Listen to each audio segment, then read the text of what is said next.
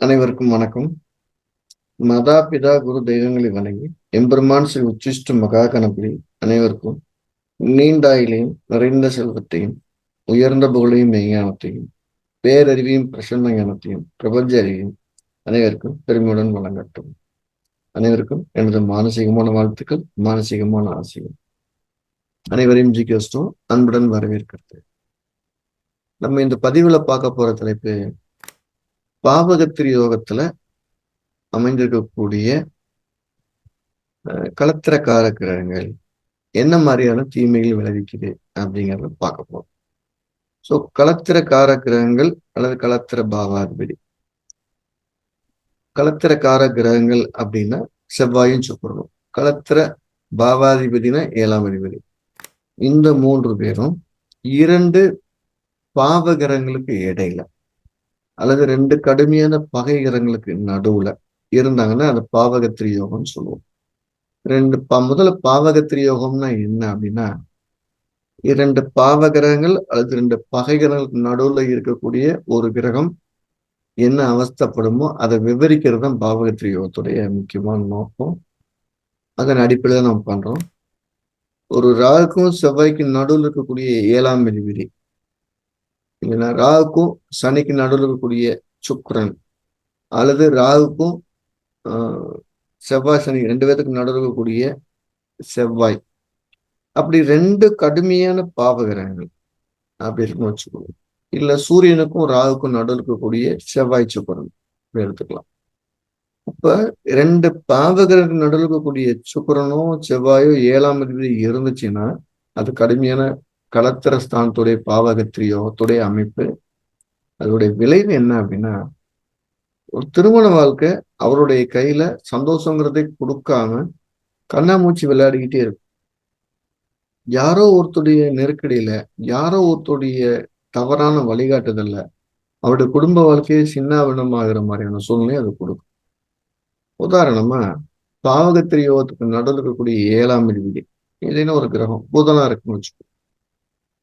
இது ஒரு ஆணோட ஜாதகம் அப்படின்னா அவருடைய மனைவி அவங்க வீட்டுக்காரங்க சொல்றதை கேட்டுக்கிட்டு, அதாவது அப்பா அம்மா சொல்ல கேட்டுக்கிட்டோம், நண்பரோட சொல்ல கேட்டுக்கிட்டோம், இல்ல நெருக்கமான உறவினர் சொல்றதை கேட்டுக்கிட்டோம், வீட்டுக்காரங்களுக்கு எந்த விதமான உதவியும் எந்த விதமான அனுசரணையும் இல்லாம வாழ்க்கையை போராட்டமா மாற்றிடுவாங்க அப்படிங்கிறது அந்த பாவகத்திரியோட முக்கியமான நோக்கம்.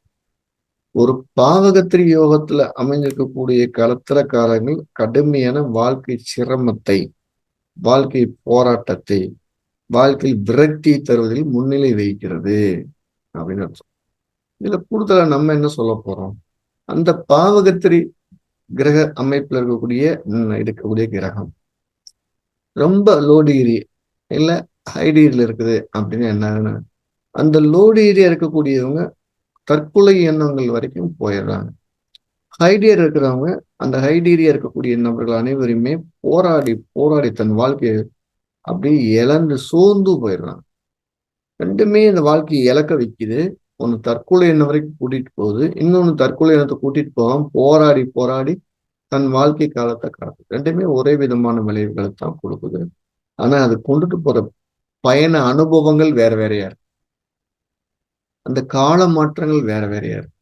இந்த ஹை டிகிரி பாவகத்திரி யோகத்தில் இருக்கும்போது என்ன நடக்குது அப்படின்னா அவருக்கு அப்பப்போ சின்ன சின்ன சந்தோஷங்கள் கிடைக்குது. சின்ன சின்ன சந்தோஷங்கள் மூலியமா அவர் கடந்து போறதுக்கு ஒரு எளிமையான பாதையை கொடுக்குறாங்க. லோ டிகிரி பெற்ற கிரகம் பாவகத்திரி யோகத்துல இருந்துச்சு அப்படின்னா அவருக்கு எந்த விதமான ஒரு என்டர்டைன்மெண்ட்டும் இல்லாம முழு விரக்தியில இருந்து தன்னை ஒரு மயக்கத்திலே வச்சிருந்ததுக்கு வாழ்க்கையை போராடி கசந்து ஒரு சமயத்துல தற்கொலை பண்ணிக்கலாங்கிற எண்ணத்தை சாதாரணமா தோற்றுறாங்க.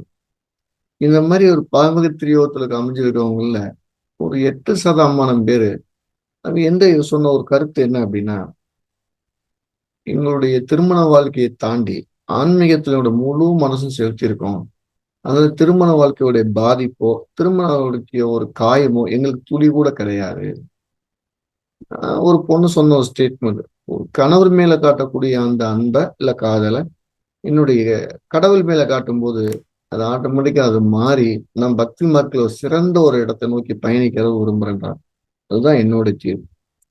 அப்ப பாவகத்திரி யோகத்துல களத்திர காரக்கள் கிரகங்கள் அமைஞ்சிருக்குன்னா திருமண வாழ்க்கை இருக்கக்கூடிய அந்த பற்றை கொஞ்சமா குறைச்சிக்கிட்டு அப்படி ஆன்மீகத்துல உங்களுடைய மனசை நோக்கி செலுத்தும் போது ஒரு அற்புதமான வாழ்க்கையை உங்களால வாழ்ந்து காட்டி ஜெயிக்க முடியும் அப்படிங்கிறதுல எனக்கு எந்த மாற்று கருத்தும் கிடையாது. ஏன்னா இது ஒரு அனுபவமா. நம்ம இருக்கக்கூடிய இந்த பாவத்திரியோத ஜாதத்துல ஒரு 100 ஜாதத்தை தேர்ந்தெடுத்து அதுல அவங்களுக்கு சிலருக்கு ஆன்மீக வழிகாட்டுதல் பண்ணதுக்கு பிறகுட்டு அந்த 100 பேர்த்துல 60 பேர் ஸ்டேட்மெண்ட், சார் வாழ்க்கையில கசப்புங்கிறது ரொம்ப சாதாரணங்கிறது புரிஞ்சு இயல்பா வாழ்ந்துட்டு இருக்கிறேன்னு சொன்னது பெருமை தகுந்த விஷயமா இருக்கு. ஸோ அப்படி யாருக்காவது பாவகத்திரி யோகம் கலத்திர கவனத்துல இருந்துச்சுன்னா அவங்க ஆன்மீக தொழில கூடுதலா கவனம் செலுத்தி தன்னுடைய வாழ்க்கையை ஒரு சந்தோஷமான பாதையா நகர்த்திட்டீங்க அப்படிங்கிறது என்னோட அபிப்பிராயம். நீங்க இதை சோதிச்சு பாருங்க. ஒரு கசப்பை கடப்பதற்கு இன்னொரு மார்க்கம் எளிமையா உங்களை கூட்டிட்டு போகுங்கிறதுல எனக்கு எந்த மாற்று கருத்தும் இல்லை. பக்தி மார்க்கம் ஒரு ஒரு தலையாய ஒரு விஷயத்தை உங்களுக்கு உணர்த்தும். நம்ம ஜிகேஸ்டோ என்ன பண்ணிட்டு இருக்கோம்னா கடுமையான விதிகளை எளிமைப்படுத்தி இதை இப்படியும் புரிய வைக்கலாம் அப்படிங்கிறது எல்லாத்துக்கும் போய் சேர்ற மாதிரி சொல்லிக்கிட்டே வரும். அந்த வரிசையில ஒரு இந்த பாவகத்திரியோகத்துடைய கசப்பிலிருந்து மீளக்கூடிய ஆன்மீகம் அப்படிங்கிறது ஒரு எளிமையான இருக்கும். யாராவது ஜோதிடம் படிக்கணும்னு விரும்புனீங்க அப்படின்னா கீழே நம்பரை தொடர்பு கொண்டு நீங்க முன்பதிவு செய்து படிக்கலாம். ஜோதிடம் படிப்பதற்கு முன் ஜோதிடம் படிப்பதற்கு பின் அப்படின்னு உங்களோட வாழ்க்கை முறை மாறுறது என்னால உறுதியாக சொல்ல முடியும். ஒரு ஜோதிடம் அப்படி ஒரு அற்புதமான வழிகாட்டி அவங்க கூட இருக்கும். அது இல்லாம சிறப்பு வகுப்பு நம்ம என்ன பண்றோம்னா எல்லாருடைய வாழ்க்கைக்கும் முக்கியமான பங்கா இருக்கக்கூடிய இது ராகு தான். பாம்பை பிடித்து பலன் சொல் அப்படின்னு ஒரு பழமொழியே இருக்கு. அந்த பாம்பு நம்முடைய ராகு சொல்லக்கூடிய அந்த கிரகங்கள் என்ன விதமான கெடுதல்களையும் நன்மைகளையும் செய்யுது, நம்மளை எப்படி அது வாழ்க்கை முறையை நகர்த்தி கொண்டுகிட்டு போகுதுங்கிற ஒரு அற்புதமான ஆய்வு வகுப்பாக தான் ஆகஸ்ட் மாதம் 11 to 15 வரைக்கும் 5 நாள் வகுப்பாக நடக்க காத்திருக்கும். அடிப்படை ஜோதிடத்தை ஆகஸ்ட் 10ஆம் தேதி மாலையில ஆன்லைன் நடக்க காத்திருக்கும். படிக்கணும் விருப்பம் இருக்கவங்க தொடர்பு கொண்டு முன்பதிவு செய்து கொள்ளலாம். அது இல்லாம சென்னையில நம்முடைய அலுவலகத்துல நேரடி வகுப்பாக ஆகஸ்ட் 23, 24 இந்த 2 நாளும் வர்க்க சக்கரத்தினுடைய 3 வர்க்க சக்கரத்தை மட்டும் எடுத்து அதோடைய சிறப்புகள் இப்படிலாம் இருக்கு அப்படின்னு சொல்லி ஒரு ஆய்வு வகுப்பை நடத்த காத்திருக்கிறேன். படிக்கணும் கீழே நம்பர் தொடர்ந்து பதிவு செய்து கொள்ளலாம். எல்லாரும் மீன்புற்று வாழ எம்பெருமான் ஸ்ரீ உச்சிஷ்ட மகா கணபதி அனைவருக்கும் நீண்ட ஆயுளையும் நிறைந்த செல்வத்தையும் உயர்ந்த புகழையும் மெய்ஞானத்தையும் பேரறிவையும் பிரசன்ன அறிவையும் பிரசன்ன ஞானத்தையும் கொடுத்து அருளட்டும் என்று மானசீகமாக வாழ்த்துகிறேன், மானசீகமாக வேண்டிக் கொள்கிறேன். அனைவருக்கும் எனது மனப்பூர்வமான வாழ்த்துக்கள், மானசீகமான ஆசைகள்.